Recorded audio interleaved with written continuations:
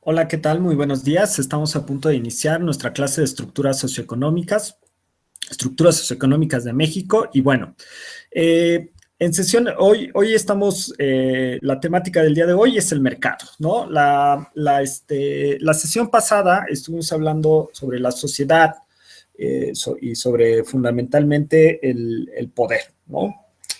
Cómo en las diversas sociedades pues, se construye una forma de autoridad, decíamos, legítimamente establecida, ¿no? Y cuando no está legítimamente establecida, pues se generan otras dinámicas, ¿no? Vamos a ver que, bueno, parte de lo que podemos ver en nuestro país, pues es fundamentalmente eso. Bien, dicho lo anterior, empezamos con nuestra sesión. Decíamos, esa no es la pantalla, es esta. Bien, les decía yo, les adelantaba, la sesión del día de hoy tiene que ver con el mercado. ¿Qué es el mercado? Bueno, pues el mercado está definido como el espacio físico o no físico en donde se intercambian mercancías. Existen unos mecanismos que regulan el mercado y que satisfacen necesidades humanas. Bien, comentemos esa parte. Bueno, decimos el mercado es el espacio físico o no físico. Debemos recordar que, nosotros, eh, perdón, la palabra, de manera popular, nos habla precisamente de un lugar en donde, ¿no? Decimos mercado y luego pensamos en marchantas, en señoras, en gente comprando y vendiendo cosas, el pollo, etcétera, etcétera. Y sí, ¿no? Pero no es exclusivo ese concepto de esta situación. Vamos a establecer como mercado o vamos a visualizar un mercado también como un lugar en donde no necesariamente todos, como este espacio físico, todos reunidos en un mismo sitio. No siempre están reunidos en un mismo sitio. Es decir, por ejemplo, nosotros podemos hablar del mercado de bienes y servicios, lo cual no quiere decir que hay un local o un espacio físico en donde los diversos oferentes, las diversas personas que venden casas, pues están reunidos en un solo lugar, ¿no? Cada quien está por su lado, pero finalmente están en una misma dinámica, digámoslo así, de venta y de comercio, ¿no? Con relación a un producto.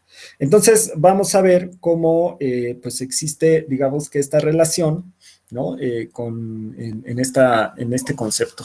Y de hecho, por ejemplo, nosotros podemos, ¿no? Hoy en día, que nos resulta más congruente el concepto, nosotros podemos comprar y vender múltiples cosas a través de Internet, ¿no? Y no necesariamente existe, ¿no? Ese espacio físico denominado mercado, ¿no? Tú puedes meterte a Mercado Libre, a eBay, y puedes encontrar una gran cantidad de productos y no existe, ¿no? O sea, no existe físicamente este mercado, ¿no? Existe en ceros y unos, es decir, existe en el código de Internet, pero no existe físicamente, ¿sale?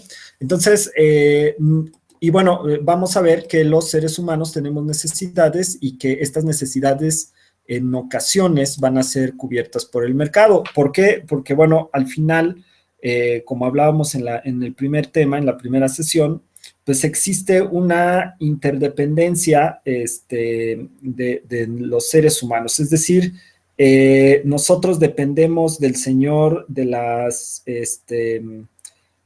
panadería, ¿no? Nosotros dependemos del panadero, dependemos de que él haga pan, elabore el pan para que nosotros lo podamos consumir. Dependemos de la señora que hace tortillas para poder echarnos un taco, porque aunque decíamos en otras ocasiones, sí podemos ser autosuficientes, pues bueno, la verdad es que hoy en día, pues no necesariamente funciona ser autosuficiente, ¿no? Las dinámicas sociales ojo, con esto no estoy diciendo que no deberíamos aprender a hacer determinadas cosas, ¿no? Pero las diversas dinámicas sociales en las que estamos envueltos, pues nos impiden, por ejemplo, pues aprender a echar tortillas, ¿no? O si sabemos no lo vamos a hacer porque, pues porque hay que pararnos para echar tortillas hay que pararnos a las 4 de la mañana, ¿no? Al molino, o más bien a las 4 de la mañana ya tendríamos que estar de regreso del molino para empezar a echar nuestras tortillas, ¿no? Entonces, es más fácil ir a comprarlas, este, eh, es más fácil comprarlas, ¿no? Y recalentarlas de manera posterior, ¿no? Digo, obviamente es más rico comprarte tus tortillas calientitas, pero bueno, no siempre se puede. Entonces, vamos a ver, ¿no? Que existe esta dinámica de necesitar a los demás, necesitamos que el microbusero pues maneje el micro para que podamos llegar a nuestro trabajo o que podamos llegar a nuestra clase o que podamos llegar a ver a nuestra mamá o a nuestra novia o nuestro novio en dependencia del caso. Entonces, pero vamos a ver, ¿no? Que en esta dinámica de la compra-venta, pues vamos a tener esto que les decía yo, se denominan mecanismos del mercado.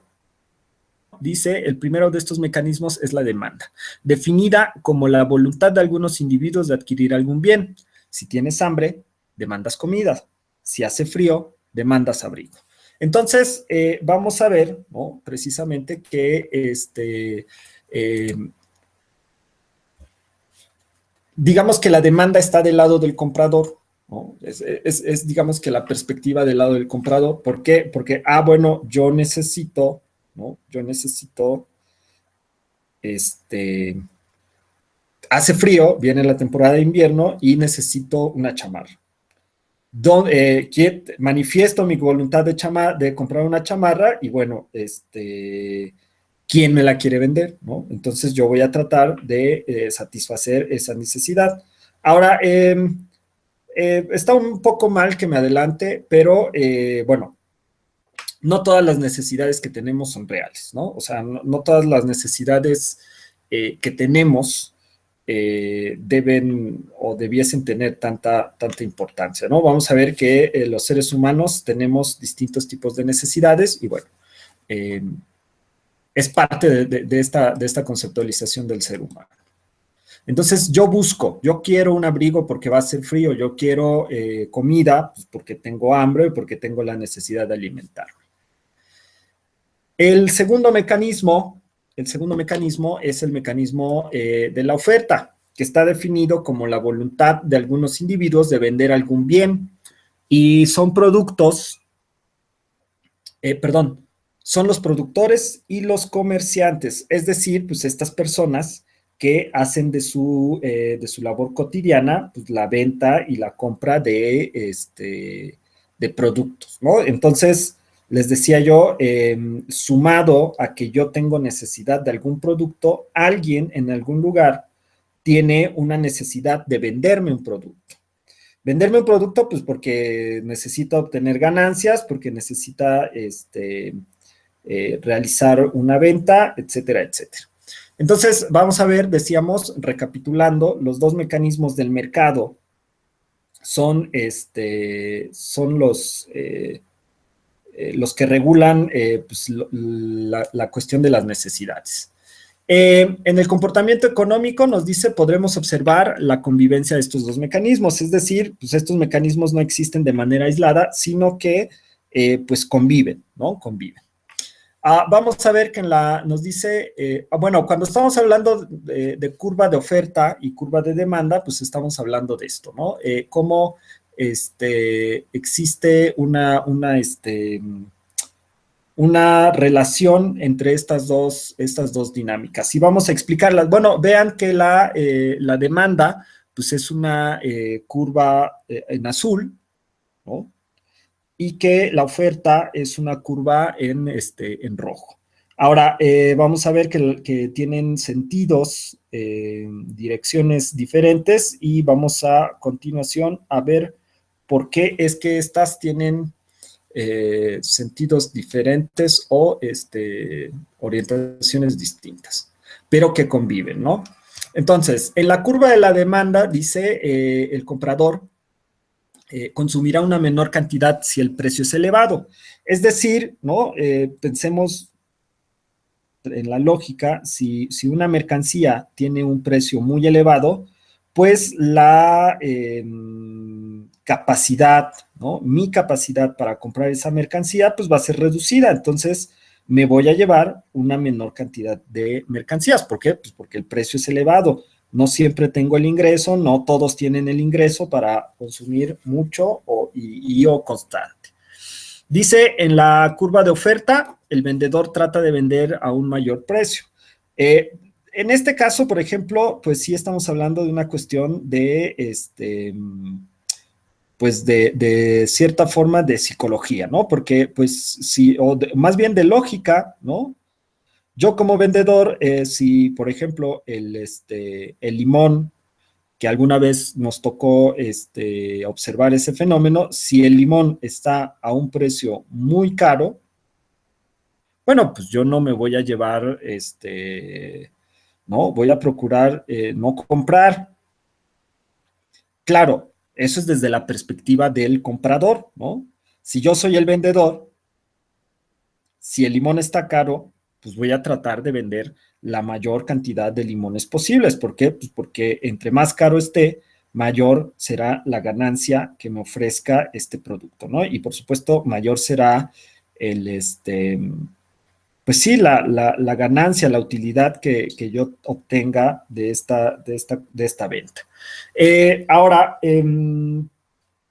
¿cómo se determinan los precios? ¿No? Aunque no necesariamente, o más bien, no estrictamente se determinan así, ¿no? Vamos a ver que hay algo que existe que se denomina punto de equilibrio, ¿no? Dice, en el punto de equilibrio se tocan las curvas de oferta y demanda y es donde se satisfacen los elementos. Ahora, bueno, la gráfica del punto de equilibrio es esta, ¿no? Vemos cómo estas dos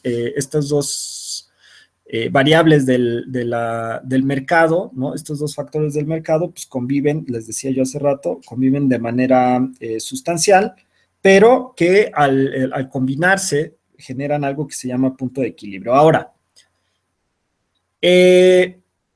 no, los precios generalmente no se establecen en el punto de equilibrio. ¿Por qué? Bueno, pues porque va a haber, o sea, cuando hablamos del punto de equilibrio estamos hablando de, de la satisfacción de las necesidades, pero no necesariamente de la satisfacción pues de lo que es ¿cómo se llama? La ganancia, ¿no? Diversos factores que influyen en la producción de la mercancía, diversos factores que influyen, por ejemplo, con el valor, ¿no? O sea, eh, pues no solamente me cuesta trabajo producirlo, ¿no? O me cuestan recursos producirlo, sino traerlo, etcétera, etcétera, ¿no? Entonces, por ahí es bastante dedicaremos otra clase para hablar en ese sentido de cómo se determina el precio. Bien, existen, ¿no? Determinantes de la oferta y la demanda. Dice, en el mercado podemos encontrar diferentes factores que influyen en las curvas vistas. Determinantes de la demanda. En primer lugar están las preferencias de los consumidores. En segundo, el ingreso. Y por último, el precio de mercancías similares o sustitutas. Bien, por ejemplo, yo tengo una necesidad de comunicación. Es decir, pensemos en una persona que necesita, no necesariamente yo, no necesariamente yo, pensemos en un yo hipotético.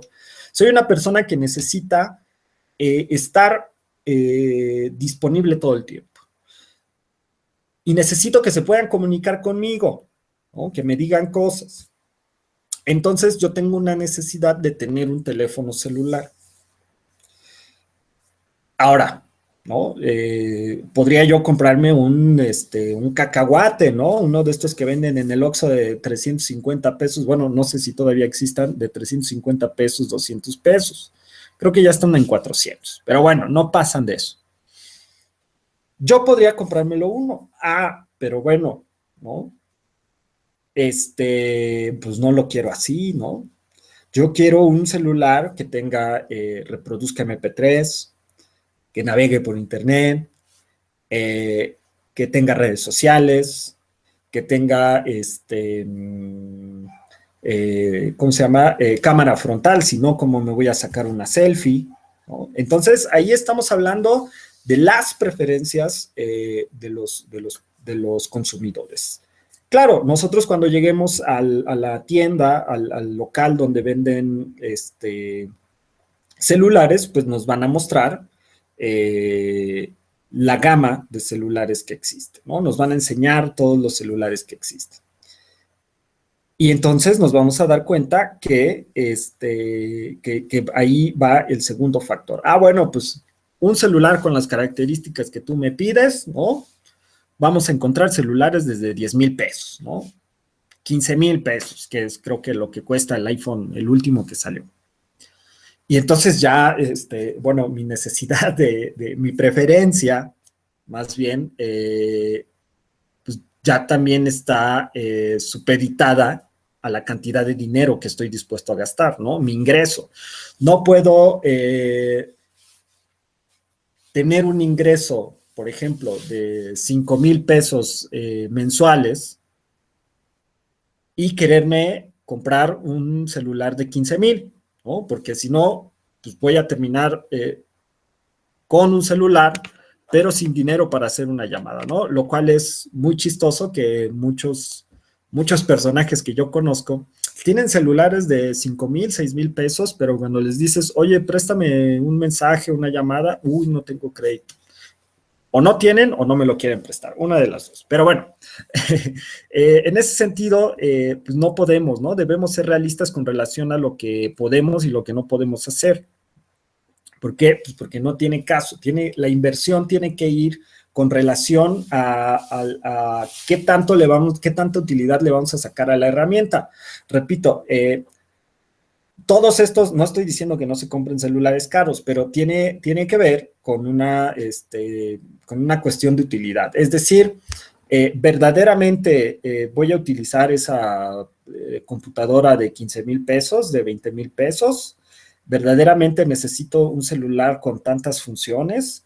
Verdaderamente necesito, ¿no? O sea, hay que ser críticos en ese sentido. Yo sé que es difícil porque todos queremos lo mejor, ¿no? Pero pues hay que ser, de cierta forma, pues críticos con relación a eso.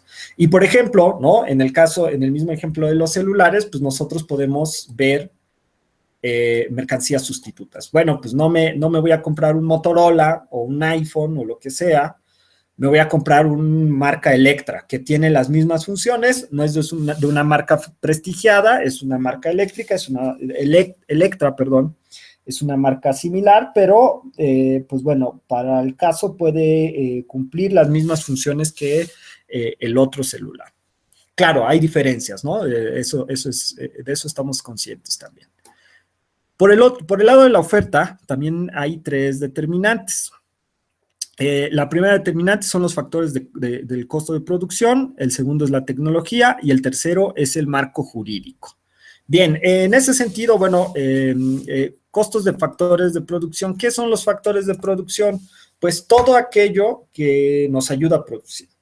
Desde, por ejemplo, la mano de obra, el costo de la mano de obra, qué tanto nos cuesta pagarle a nuestros empleados, que por cierto viene mucho a bien señalar que existe, ¿no? Que existe en nuestro país una situación que, bueno, tiene que ver con la planeación, tiene mucho que ver con la planeación de la macroeconomía, ¿no?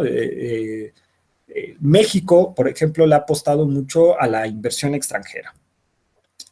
Y nos ha ido bien, relativamente bien en ese sentido.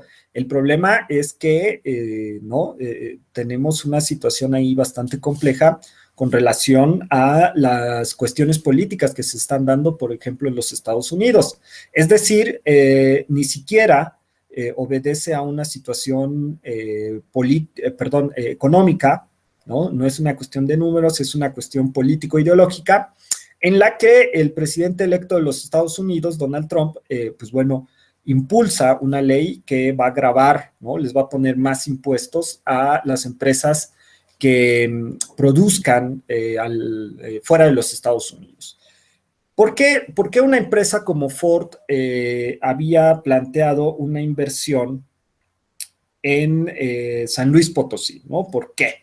Bueno, pues porque los factores de producción resultaban más baratos en nuestro país que en el propio Estados Unidos. Es decir, que Ford ve con buenos ojos que en México pagarla a la mano de obra el costo sea menor. Obviamente, pues eso obedece a cuestiones internas de nuestro país, la legislación, etcétera, etcétera. Los niveles de riqueza, demás. Pero a Ford prefería trasladar toda su línea de producción, toda su maquinaria, construir nuevo, capacitar gente, porque en relación al precio de producción, ¿no? Le salía mucho más barato producir en nuestro país. Ahora, bueno, repito, pasa por cuestiones político-ideológicas, se retracta del trato y pues esta inversión importante que se iba a hacer en San Luis Potosí, pues va para atrás, ¿no? Va para atrás y, bueno, vamos a ver el giro de timón que tendría que hacer nuestro gobierno, el gobierno de Enrique Peña Nieto, para revertir esta situación. Pero tampoco estén esperanzados tampoco estén esperanzados en que va a ser algo espectacular, porque Enrique Peña Nieto, 2017, básicamente su último año de gobierno, el 2018 hay elecciones, ¿no? Perdón, a finales de este año, no, en el 2018 hay elecciones, entonces, pues bueno,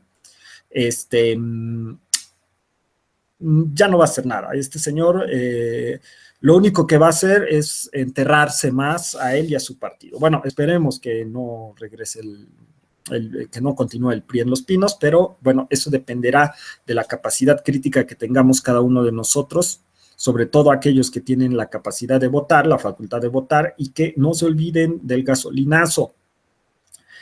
Bueno, y muchas otras cosas, ¿no? Que Calderón nos prometió construir una refinería y no la construyó. Pero bueno, ese es otro tema. En relación, por ejemplo, a lo que estábamos diciendo, podemos poner otro ejemplo, ¿no? Durante muchos años se nos ha dicho, por ejemplo, que Volkswagen México se va a ir, ¿no? Cada vez que estalla la huelga, aquí por el producto ¿cómo se llama? De la revisión del contrato colectivo de trabajo, nos dicen, bueno, Volkswagen México se puede ir, Volkswagen México no lo debemos tratar mal porque se puede ir, y etcétera, etcétera. Pues bueno, yo les tengo una noticia, no se va a ir. ¿Por qué? Pues porque estratégicamente, ¿no? Eso sería una tontería abandonar México, abandonar Puebla.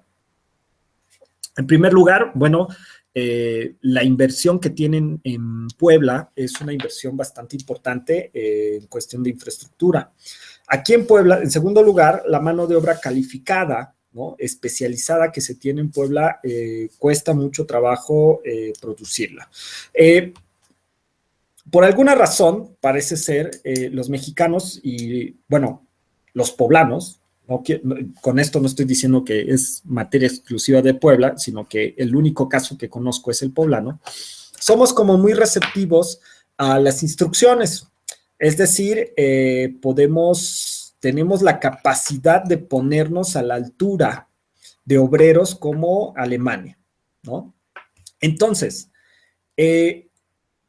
Puebla está estratégicamente colocada porque, bueno, tenemos salida al Atlántico y tenemos conexión al Pacífico, ¿no? Entonces, estratégicamente estamos bien ubicados. Además de que, bueno, pues nuestro estado ofrece condiciones, por ejemplo, en el aspecto social, no está tan fea la cosa como en otros estados de la República. Por supuesto, la violencia nos va a alcanzar en algún momento. Eso es inevitable si no cambian la situación en nuestro país.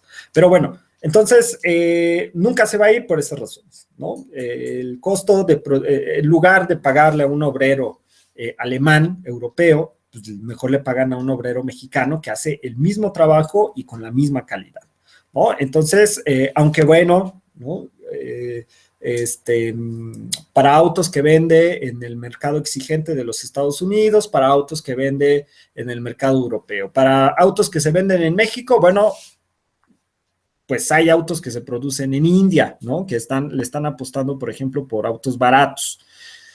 En Latinoamérica, India, China, los mercados emergentes, pues están consumiendo en gran medida estos vehículos. ¿Por qué? Bueno, pues porque también la situación económica no alcanza, ¿no? No alcanza para poder pues consumir autos de otra índole, de otra calidad. Pero bueno, al final son las estrategias que se contemplan como parte de esta situación. Bien, lo siguiente que tenemos que ver es precisamente, ¿no? Nos dice, existen también en la economía algunos fenómenos que impiden la correcta y fluida actividad económica de manera ideal. En todas las economías debería existir la competencia perfecta, donde todos los productores y consumidores están en igualdad de circunstancias. Luego, nos dice, se denomina competencia imperfecta cuando alguno o algunos de los actores económicos puede manipular el precio a su beneficio.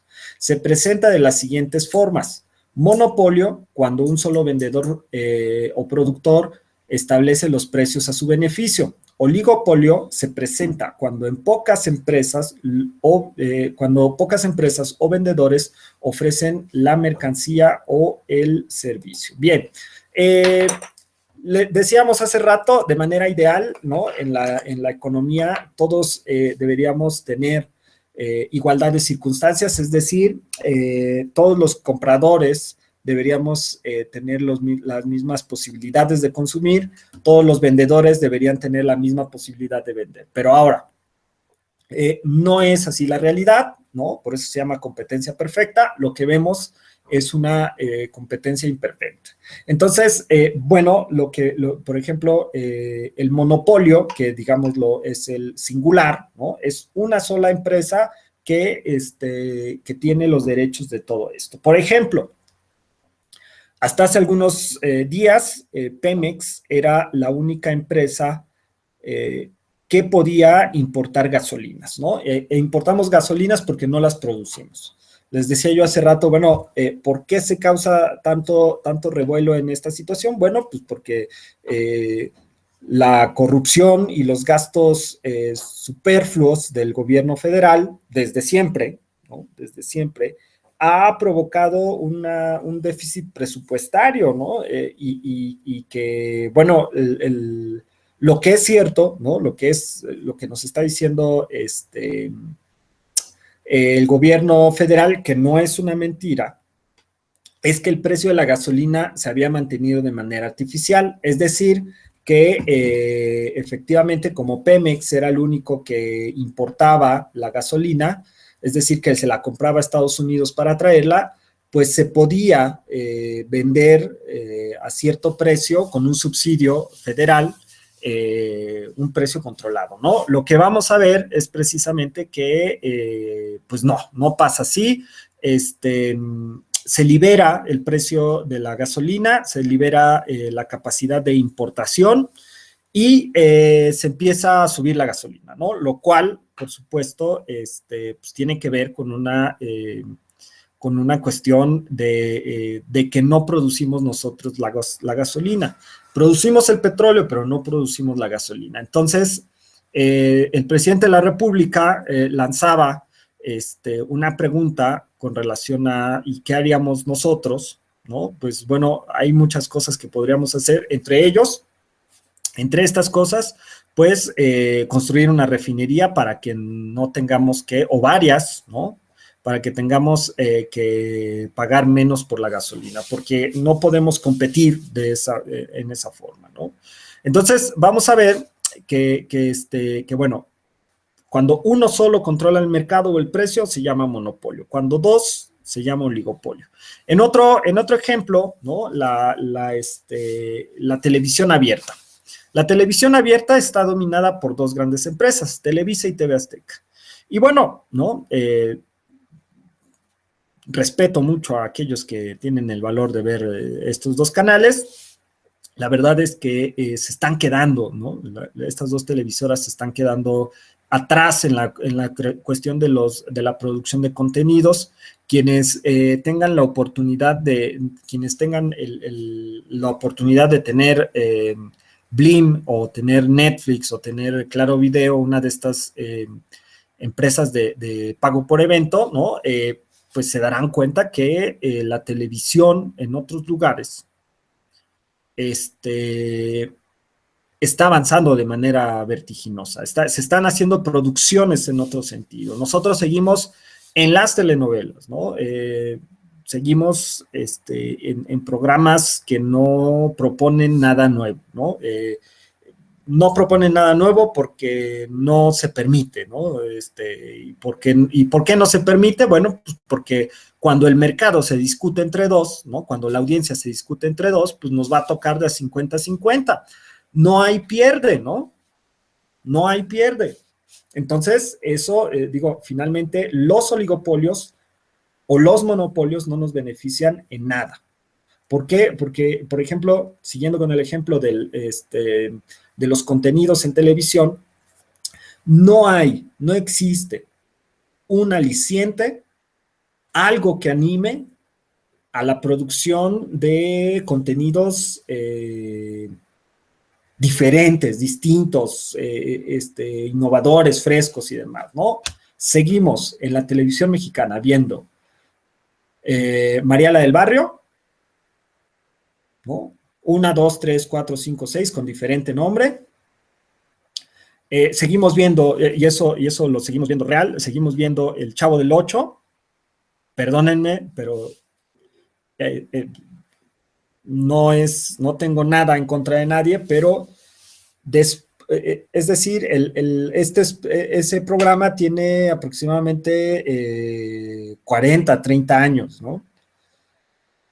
Y lo siguen pasando en el país, en la televisión abierta, como si no hubiésemos inventado nada distinto. Y ojo, tienen razón, ¿eh? No hemos inventado nada distinto. No se está ofreciendo un producto distinto. ¿Por qué? Ah, bueno, pues porque existe un monopolio y un oligopolio y repito, se reparte el mercado 50-50. ¿No? O sea, tampoco hay pierde. Disculpen. Tampoco hay tanto pierde, ¿no? Si el mercado se va a repartir, tú la mitad, yo la mitad, ¿qué me motiva a proponer cosas distintas? Nada. Y efectivamente, ¿no? Vamos a ver que, por ejemplo, en cuestiones de comedia, ¿no? No se ha propuesto nada. Salvo algunos honrosos casos, ¿no? ¿No? Y, por ejemplo, diríamos nosotros, bueno, si no,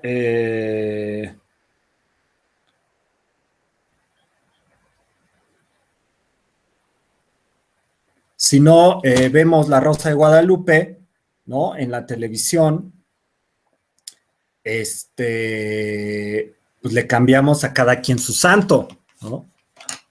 Entonces, pues vaya, ¿no? En ese sentido, pues bueno, ¿no? Está difícil, está complicado. Entonces, vamos a ver, ¿no? Cómo existe una posición ahí, difícil de los mexicanos, ¿no? Con relación a los contenidos que nosotros podemos ver en la televisión abierta. Entonces, pues bueno, ¿no? Difícil la situación en los monopolios.